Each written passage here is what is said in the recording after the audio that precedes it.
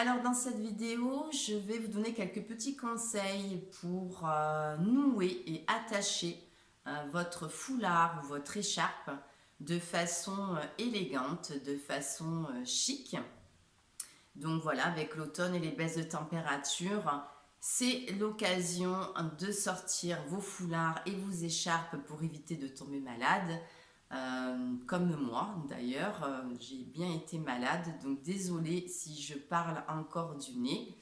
Mais avant de commencer, donc j'ai une petite annonce. Comme vous le savez, Noël arrive à grands pas. Donc si vous n'avez pas encore trouvé votre bonheur, si vous n'avez pas d'idées cadeaux, si vous n'avez pas le temps de faire les boutiques, de faire des achats de Noël, eh bien sachez que je propose une offre spéciale Noël avec de très belles remises sur mes coachings conseils en images. Alors cette offre est valable uniquement du 15 novembre au 15 décembre, donc elle est en cours actuellement. N'hésitez pas à aller voir sur mon site internet. N'hésitez pas donc à vous faire plaisir, à faire plaisir à vos proches en offrant un bon cadeau et en offrant donc un cadeau qui est original, qui est personnalisé, qui est utile et bien-être. Alors, tout d'abord, il est important de savoir différencier le foulard de l'écharpe et de l'étole, car ce sont trois accessoires de mode qui n'ont pas la même taille, qui ne se portent pas forcément de la même manière et qui n'ont pas la même utilité. On a d'abord le foulard qui peut être carré ou rectangulaire. Le plus petit des foulards est le carré hôtesse qui mesure 55 par 55 cm. Il est d'ailleurs connu dans le monde comme le foulard français. Le foulard peut être plus grand, voire rectangulaire, et la longueur peut aller jusqu'à environ 70 cm. L'écharpe est obligatoirement un long rectangle droit. Il est plus long que le foulard. Sa largeur donc, peut aller de 20 à 60 cm et sa longueur est d'environ 1,70 m. Une étole est un grand morceau de tissu, très long et très large. Sa taille est d'environ 70 cm par 2 mètres. Concernant les matières, le foulard va être plus fin, plus léger, plus délicat. Il est en général en soie, en mousseline, en viscose. Le foulard permet un grand choix de coloris et d'imprimés et c'est une pièce qui est luxueuse. L'écharpe est le tour de cou le plus épais. Donc elle peut être en coton, en laine, en polyester. Elle peut être lisse, feutrée, tricotée, crochetée, voire même en fourrure. L'étole sera fine mais chaude. Elle peut être en viscose, en mousseline, en laine, en cachemire. Alors concernant leur utilité et leur style, le foulard va être noué rapidement autour du cou. Étant donné qu'il est plus léger, il va être surtout porté à la mi-saison, donc au printemps et à l'automne. Même s'il ne protège pas vraiment du froid, le foulard reste un accessoire intemporel qui donc est utilisé pour son style et pour son côté fashion. Donc il peut se porter de la tenue la plus simple à la plus élégante et va apporter un style plus carré, plus sophistiqué, plus chic. L'écharpe, quant à elle, sert à bien nous tenir au chaud.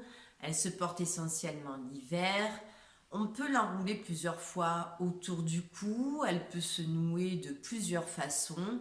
Et elle apporte un style plus rond, donc plus casual, plus décontracté, plus naturel.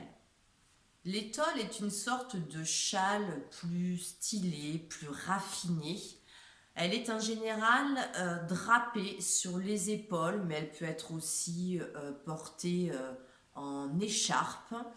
Elle est utilisée plus en soirée pour un mariage, un événement, une cérémonie.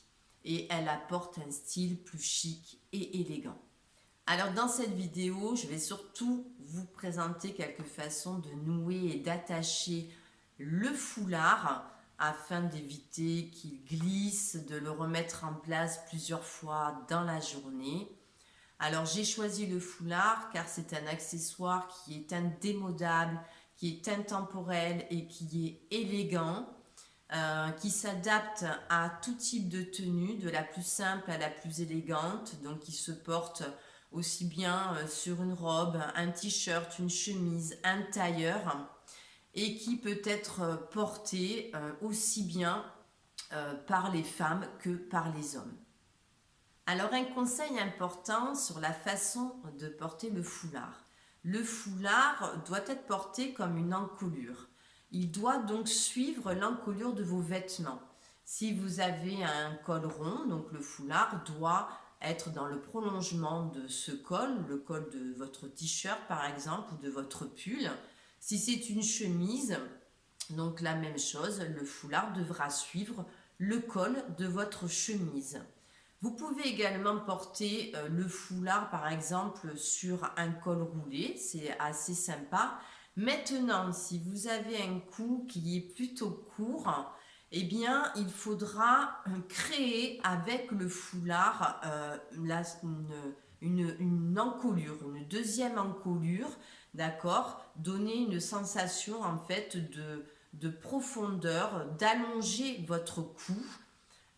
Pour la chemise, pareil. Donc, si vous voulez porter votre foulard plus au niveau du cou, il faudra alors déboutonner le haut de votre chemise pour pouvoir dégager une partie de votre cou, laisser paraître de la peau, afin de donner une sensation donc de profondeur et d'allonger votre cou. Alors, comment savoir si on a un cou qui est plutôt court ou plutôt long? Eh bien, la taille du cou correspond à la moitié de la taille du visage. Donc, pour mesurer votre cou, vous mesurez la distance entre le menton, sous le menton et la fosse jugulaire. Et donc, vous avez la taille du cou qu'il vous suffit de comparer à la taille de votre visage. Et maintenant, je vous laisse découvrir en images quelques façons de nouer et d'attacher son foulard. Ici, on va nouer le foulard à la façon hôtesse de l'air, hein, qui est chic, élégant et sexy. J'utilise un foulard carré 55 par 55 cm. Vous faites un tour autour du cou, puis un double nœud. Vous arrangez les pans du foulard de manière à ce qu'il y en ait un plus long que l'autre. Vous le positionnez légèrement sur le côté de manière asymétrique pour dégager votre cou. Vous pouvez le porter avec tout type de tenue, y compris avec un col roulé.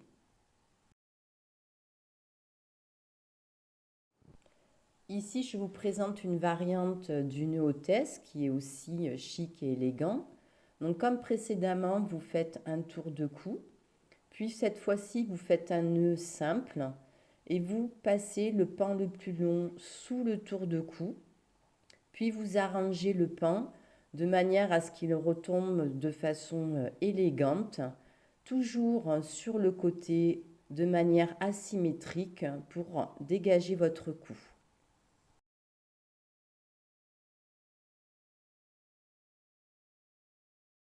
Pour réaliser un nœud corde, il vous faudra donc tordre votre foulard de manière assez serrée, le positionner autour du cou, puis faire un double nœud. Laissez donc retomber les pans sur le côté, toujours de manière asymétrique. Ce nœud permet d'accessoiriser tout type de tenue. Vous pouvez même rentrer les pans à l'intérieur de votre pull, t-shirt ou chemise si vous le souhaitez. Le nœud tresse est un petit peu plus compliqué. Donc il faut positionner votre foulard de manière à ce que vous ayez un pan court et de l'autre côté le pan le plus long. Vous allez replier ce pan, faire un tour de manière à pouvoir tresser le pan en passant une fois par-dessus et une fois par-dessous. Vous allez donc tresser jusqu'au bout, jusqu'à l'extrémité. Puis, vous allez tirer dessus et faire passer le pan le plus court dans la boucle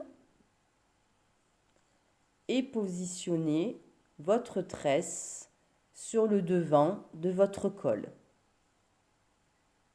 Vous pouvez réaliser ce nœud tresse également avec une écharpe si elle est fine.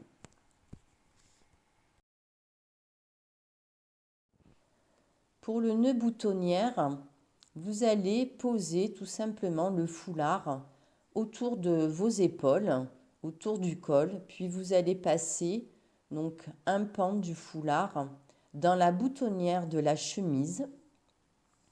Puis vous allez ajuster, alors il ne faut pas que ce soit trop serré.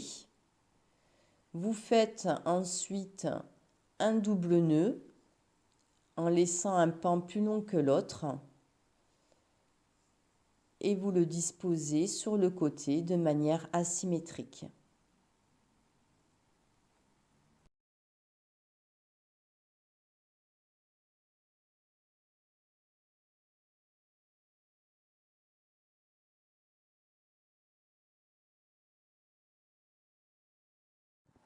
Pour le nœud à scotch, croisez les deux pans de votre foulard, passez le pan du dessous par-dessus, puis passez-le sous le tour de cou, de manière à recouvrir le reste du foulard, étirez le devant, passez le foulard à l'intérieur de la chemise. Le nœud à scotch apporte un style dandy chic. La femme peut porter le nœud à scotch plus bas.